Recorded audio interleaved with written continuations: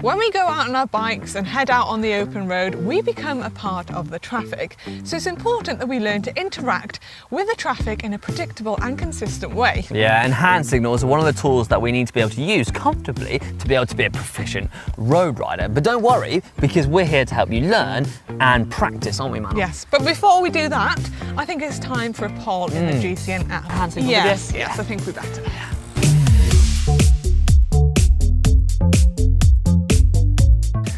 Now, whether you're riding solo or you're riding with a group, you need to be able to properly communicate with other road users. I mean, if a car turned without indicating, you would have something to say, wouldn't you? So make sure you do it too.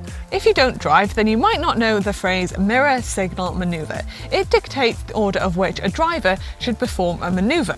Of course, on the open road, drivers would check their mirrors, and most bikes don't have mirrors. So if you don't, you can replace that with a check over your shoulder.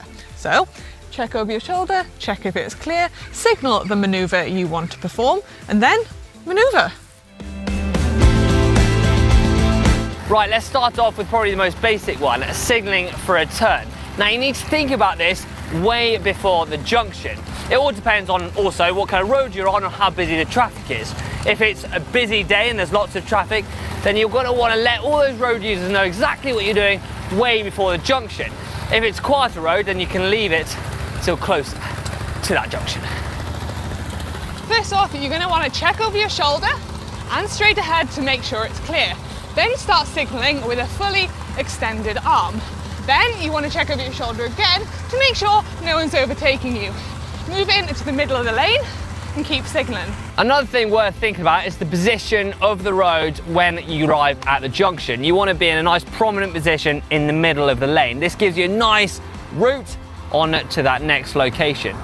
It's also worth thinking about before you leave the junction to look around over that shoulder just to make sure nothing's overtaking you and nothing's going to catch you by surprise. And the same works for roundabouts as well. Make sure you're in the right lane, looking over your shoulder as signalling for the exit that you want. Right, I'm heading off that direction. Checking on my shoulder, off I go. All clear, nice. Next, we need to show you what to do if you need to slow down. There might be an obstacle in front of you, or you need to reduce your speed. Then the slow signal can be useful. You simply need to put your arm out to the side and move it up and down. Slow down, Hank. You look like you're about to take off. Is it a bird? Is it a plane? No, it's Manon. Stopping and letting everyone know you're stopping is absolutely paramount, especially when it comes to riding in a group or with a friend.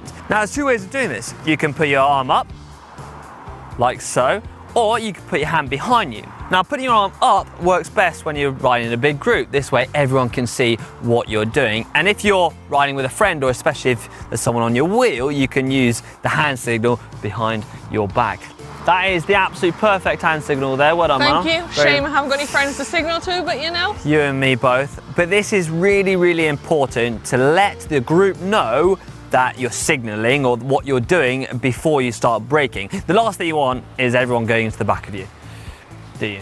No, don't need that. Now, you might be wondering what happens if you need to emergency stop and you need both hands. Well, Stopping! yeah. All you have to do is use your voice. I mean, this is definitely universally acceptable. Make sure it's nice and loud and nice and clear. Was that quite loud? Nice work. Thanks. If you're running in a group with other cyclists, it's good courtesy to get used to pointing out things like potholes or obstacles in the road. All you have to do is stick your arm out and point with a finger or with a hand where the hole is, so the whole group knows exactly where it is. If you don't have time to point it out, then all you have to do is use your voice. So you can say pothole to the left or obstacle to the right. That way everyone knows exactly where it is so they can avoid it. With all of these, try not to shout at every stick or small hole you see. Have a little bit of common sense. Think, if you were that rider behind, how will it affect them and what would you like to know on the approach? So yeah, you might not need to shout at absolutely everything. I mean, after all, we're in the Welsh countryside and we don't want to scare every sheep in sight, do we? Sometimes you do get sheep on the road, so you have to point them out. Yeah, probably worth We should be all right on this road, yeah. Halt!